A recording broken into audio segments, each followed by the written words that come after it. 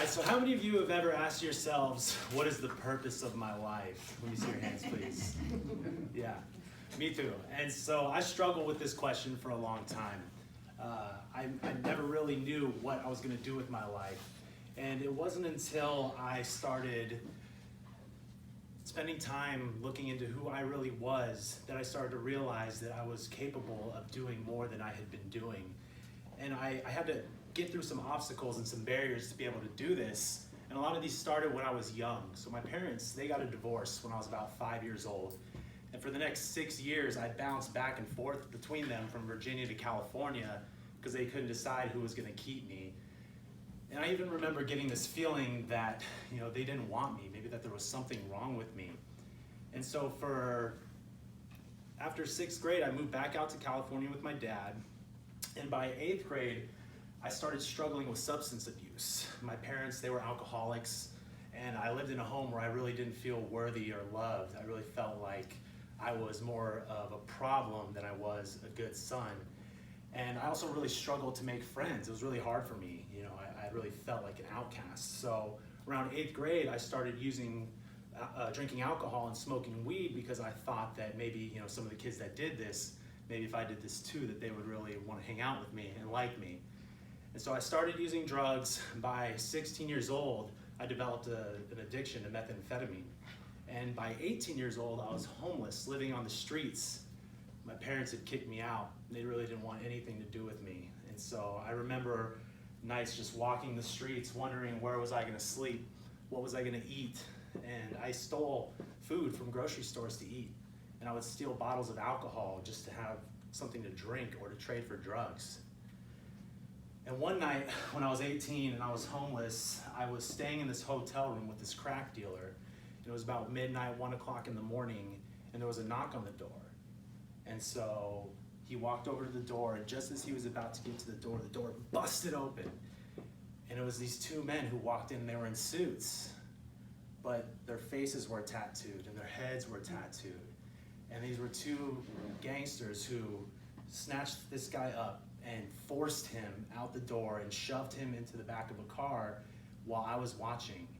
And I was panicking. And next thing you know, one of them came into the room and he told me that if I tried to leave, that they were gonna kill me. And so then he walked out, and I just started walking around, pacing the room, just like, oh my God, what just happened? I can't believe that this just happened. And I started to realize that I can't stay here. I'm a loose end, and if these guys come back, they might kill me. And so I decided to make a run for it.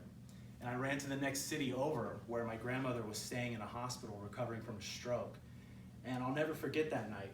I curled up on the floor, just bawling my eyes out, just asking myself the question, what have I become? What have I become? I've been disowned by my family. I'm a drug addict. I'm homeless. I don't have any friends. I don't have a car. I don't have anything. And here I was, almost in a situation where I almost lost my life. So that morning I called my dad and I said, Dad, please let me come home. I'm gonna do something to change my life. I have to do something. I'm gonna join the military.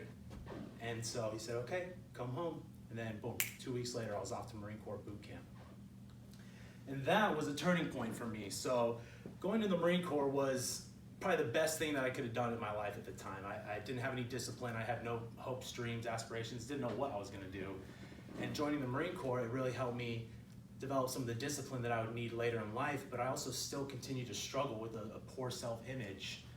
And I was gonna re-enlist, but I actually, when I was in Afghanistan, I got blown up. My vehicle got hit by a roadside bomb, and after that happened, I almost lost my life.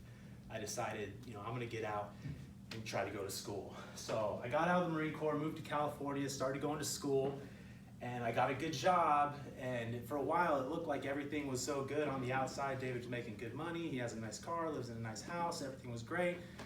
But on the inside, I was still stuck and lost and confused and depressed and been diagnosed with PTSD and insomnia and anxiety, depression, and I just didn't know what I was gonna do with my life.